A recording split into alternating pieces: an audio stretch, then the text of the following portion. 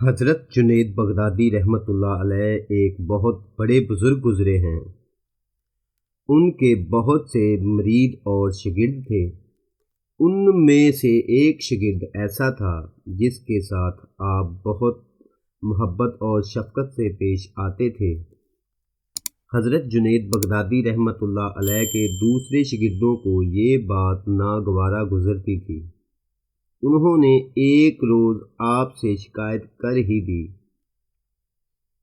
آخر ہم بھی تو آپ ہی کے شاگرد ہیں، پھر آپ ان کے ساتھ ہم سے زیادہ اچھا سلوک کیوں کرتے ہو؟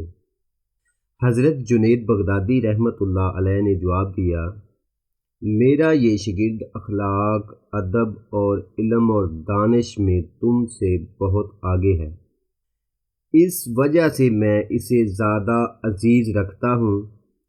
تمہاری تسلی کے لیے ایک روز اس کا امتحان بھی ہو جائے گا۔ اس کے چند روز بعد حضرت جنید بغدادی رحمۃ اللہ علیہ نے اپنے شاگردوں کو جمع کر کے ان سب کو ایک ایک مرغی اور ایک ایک چھری دے دی اور کہا، جاؤ ان مرغیوں کو ایسی جگہ ذبح کرو جہاں کوئی دیکھنے والا نہ ہو۔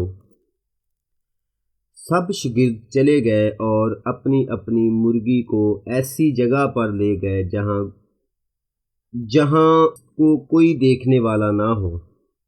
تھوڑی دیر کے بعد ہی سب شاگرد واپس آ گئے، لیکن وہ شاگرد زندہ ہی مرغی لے کر آ گیا۔ حضرت جنید بغدادی رحمۃ اللہ علیہ نے اس سے پوچھا، کیوں بھائی، تم نے مرغی کو ذبح کیوں نہیں کیا؟ شاگرد نے نہایت ادب سے عرض کی، حضور، مجھے ایسی کوئی جگہ نہیں مل سکی جہاں کوئی دیکھنے والا نہ ہو۔ میں جس جگہ بھی گیا ہوں وہاں پر اللہ تعالیٰ موجود تھا، اس لیے مجبور ہو کر مرغی کو زندہ واپس لے آیا ہوں۔ یہ سن کر حضرت جنید بغدادی رحمۃ اللہ علیہ نے اپنے شاگردوں سے فرمایا، تم نے دیکھ لیا کہ عقل اور دانش میں تم سے یہ کتنا آگے ہے۔ بس یہی بات مجھے اسے زیادہ عزت دینے پر مجبور کرتی ہے۔ یاد رکھیں، لوگوں کے ساتھ ان کی عقل اور دانش کے مطابق سلوک کیا کرو۔